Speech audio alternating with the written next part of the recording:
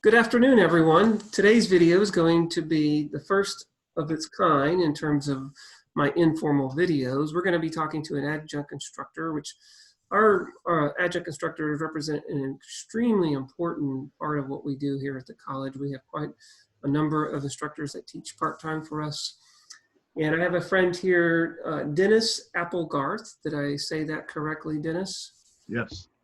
Dennis is a ESL ABE instructor, and I believe you teach primarily in Beatrice, correct? So Dennis is going to tell us a little bit about what he does as an ESL ABE instructor, and maybe we can talk also about maybe some of the transitions that we've had to make as we deal with this unusual COVID situation. So I'll let you take it away, Dennis. Well, great. Thank you, Dr. Ehrlich. I have really enjoyed this position. It's a lot of diversity, a lot of opportunity for interacting with students in different areas of need, and how it is that we can help equip them for success, not only in college, but also in the workplace. Really the sad fact, I used to teach at Grace University in Omaha, and one of the things that I found in my time there was that our students were very ill-equipped when it came to being able to do the basic functions of communication. They were not able to write well, couldn't put together a paragraph cohesively a lot of times. Spelling and punctuation and grammar and syntax and all of those things were really in need. So I developed a course called Mechanics of Writing for College and Career that really was designed to address that, to help prepare them for success in the college environment and beyond, of course. And so we deal with those things a lot here as well, simply because there's a great need. Our students have a tremendous need to be able to brush up on those skills that they've kind of gotten bumped forward along the way and often not mastered them. And so it's a real privilege to be able to help them to get a handle on that. One of the great things about the environment that we're in is it's easy to shine. If you're excellent at those things, you'll really stand out. And so that's a great thing to be able to help with those things, so that students with really very little effort can be outstanding compared to certainly a lot. So, Dennis, you said the course is called Mechanics. Did you say Mechanics of Writing? Is that correct? Yes. Yes. Can you give us an example of some of the techniques that you talk about when you're teaching that course?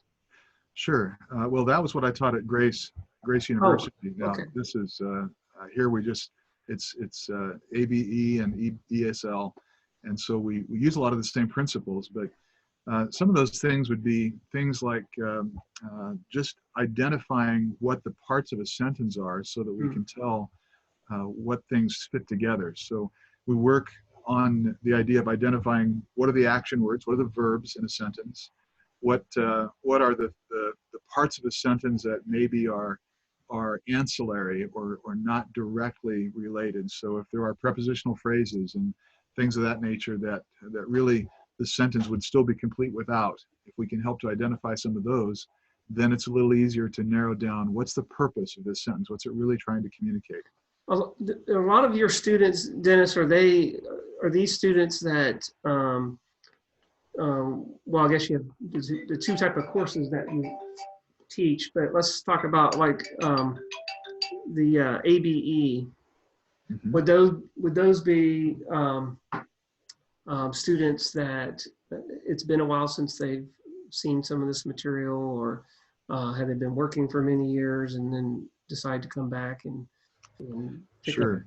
And really, I have a variety of different students. So I have students from China and students from Mexico and students from, of course, right here.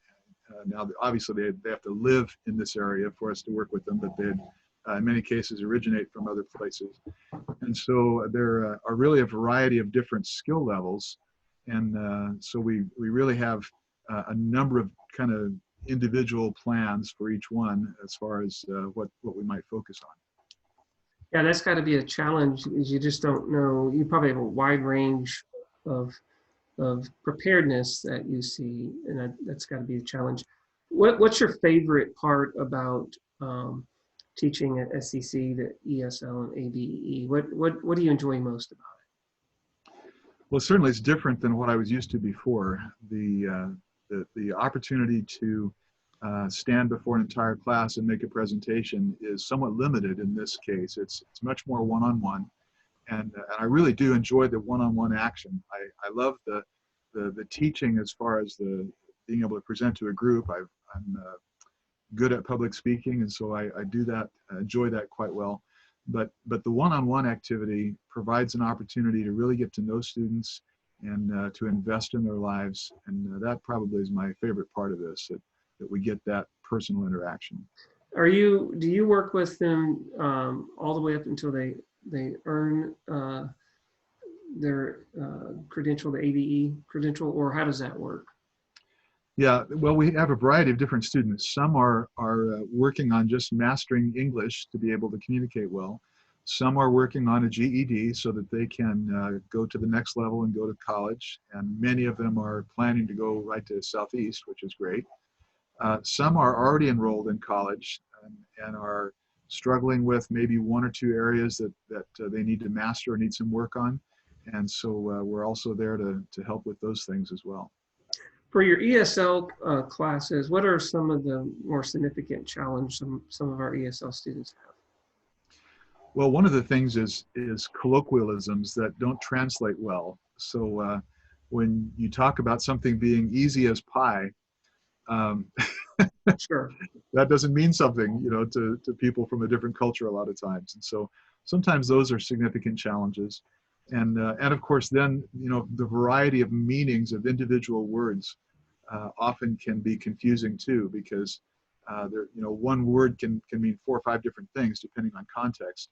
So that also is a challenge. And I can imagine, especially if you're an ESL student and you could have an instructor or friends that you're trying to communicate with, or colleagues, and depending on where they're at, where they're from, their background, they may use words that are just totally different. So for example, I'm from Texas, and Texans like to say, well, I'm fixing to go to class. Well, what does that mean? Something's broken? I don't understand. So it's really, I think our particular country has so many different ways to use words. What else would you like to mention to everyone, Dennis, in regard to your role at the college? One of the great things about our program is that there's no cost for students. This is a state, a grant-funded program, so it provides an opportunity for those who are needing to brush up on something, a chance to do that without any cost, which is wonderful. It also is available on a remote basis, not just during the COVID-19 situation, but really all the time. So someone can participate in the program even if they work during our normal class times. They can still participate online and work independently. And of course, during this time, we also are available to meet with them one-on-one via Zoom or whatever to work on those things as well. One of the things that I enjoy the most about the community college, I'm a product of the community college. I was a first generation student. My father was actually a welder and he got an injury and he ended up going to a technical school, and he learned programming. I believe it might have been a year-long program, but outside of that, none of my family had gone to a 4-year college or anything like that. So I ended up going to a 2-year college on a track scholarship, and then deciding I was much better at learning than I was running, and just kept moving forward. And one of the things, though, that is so wonderful, and it was true of me at that time, is I was able to go to college for one reason. That's because it was open access, and I had a way of affording it. But one of the great things about the community colleges, we're not just about credit courses. We offer non-credit courses, ABE, ESL. We're really all about trying to give people an open pathway to the life-changing benefits of education. And I think you play a very important role in helping us do that in terms of ABE, ESL. I mean, as you pointed out, while we're open access, there is one catch to that, and that is if you want to go even to a community college, you have to have a GED or high school diploma. That is our one requirement. And so it's great that we can still be open access by offering this as a way to get into it. And the same thing with ESL, what I like to think about it is, well, we're not really being open access if we're not helping those that are having language difficulties with our particular language. We need to make sure. So again, open access is it's a continuum that's as true as we make it. And if we're not affordable, if we don't have these grant programs allow folks to be successful at SCC, then we're not truly open access. So thank you, Dennis, for doing your part of making us truly open access. Anything else you'd like to say before we kind of wrap up here?